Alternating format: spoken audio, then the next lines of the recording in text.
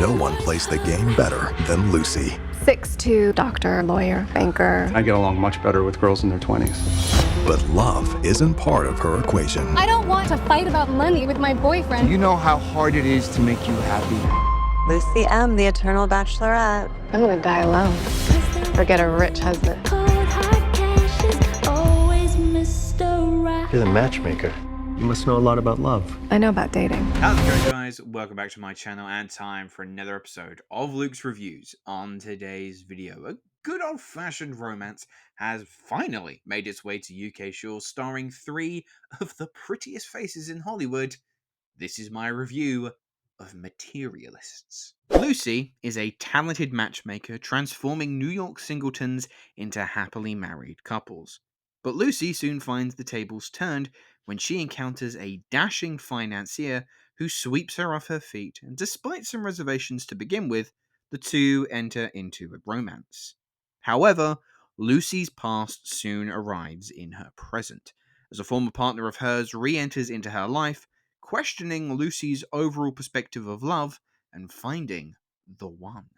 From all of the marketing of Materialists, you would be correct in thinking that the film was pitching itself to be this bubbly rom-com starring three of the top talents in Hollywood working today. You're set in New York City, it's a sexy environment, you got sexy people in the film, and the whole thing being a interesting love triangle about which sexy hunk she's going to end up with. And cleverly, Celine's song plays those expectations against us. Rather than being given a warm introduction to our lucky in love gal Lucy, song takes us all the way back to near enough the dawn of time to present to us what she at least perceives to be the first example of love. In that moment, Song demonstrates that this is not going to be your conventional rom-com. In fact, I would hesitate to even refer to Materialists as a rom-com. This is straight up just a romance drama.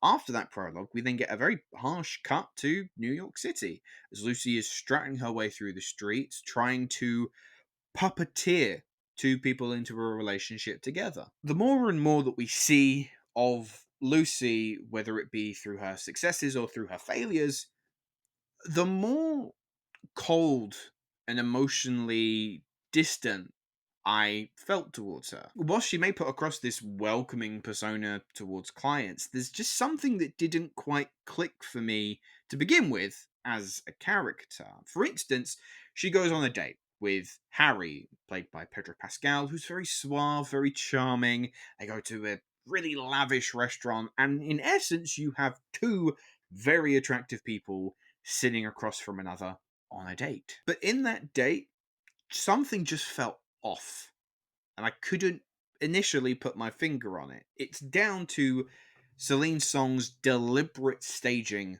of that date. It doesn't feel warm, inviting, really just a place where you think love could actually blossom.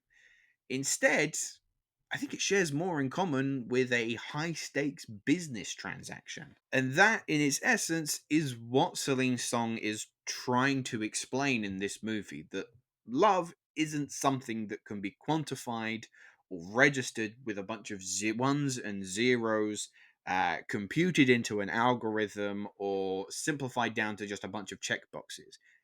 Love is a feeling. Now, admittedly, in the second half of Materialists, Celine Song makes this point overly apparent, to the point where they are just repeating the same fact over and over and over to you, that love is not math. I have to be honest, though, that side of things didn't actually click in my head until we got into the second half. For the first half, it wasn't working for me, but now I can see that that was kind of done deliberately, that it was saying that, hey, I'm not going to be your average rom-com here. I'm not trying to have you swooning at all the love. I'm trying to make a statement, and that love in the modern age is dangerous, fraught with anxiety, and sometimes it's unsuccessful. And I think because I went in with that expectation of it just being a cutesy rom-com, I was somewhat blindsided by the fact that Materialists isn't necessarily a love story. I would probably use the term that it is a story about love. Not all of Celine's song's screenplay works. For instance, there is a lack of immediacy throughout the entire film, and especially in the third act, it goes on for far too long.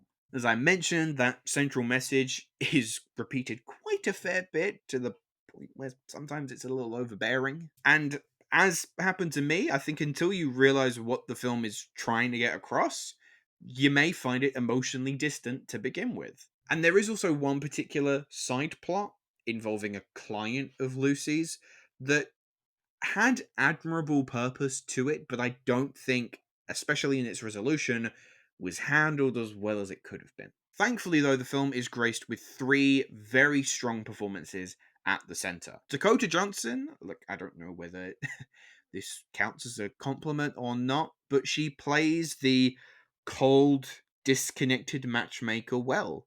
To begin with, I found it very hard to care for Lucy. She presents herself as someone who is egotistical, at times ungrateful, and above all else, materialistic. But it's the journey that her character goes on and how Johnson's performance transforms over the course of the film that I found a pleasure to watch. Pedro Pascal is as dashing and charming as ever, and with song screenplay, he isn't just reserved to being the heartthrob that everyone falls in love with. And Chris Evans, as the down on his luck broken mess, is also the puppy dog that we can't help but love. Evans does the comedy well, he does the romance well. In actual fact, I'd say that I would put this among some of his stronger performances. I'm not typically fond of the romance genre. It's frequently tired, and in most new releases, I end up rolling my eyes or avoiding it altogether. But because of Celine Song's intelligent screenplay that dabbles in some of the cliches, but also dares to tell a more honest look at love in the modern age, I found myself quite wrapped up in it. The screenplay isn't without faults, the message is incredibly repetitive, and the pacing isn't always as sharp as one would hope. But the three leads keep you invested, and I think some will appreciate its disconnection from convention. So I'm going to give Materialists a 7.5 out of 10. Anyway, guys, those were my thoughts on Materialists. Let me know, have you had a chance to see the film yet? What did you think? Leave your thoughts in the comments below. And my question to you, I want to know, what do you think is your favorite romance movie, be it rom-com or romantic drama, from the past 5 years? I want a recent example. But that's all the time we have for today, so thank you very much for watching. Make sure to like and subscribe, and I will see you in the next video. Hello, thank you so much for watching. I hope you enjoyed the video. If you have, make sure to click that like button, and if you aren't already, click that subscribe button too.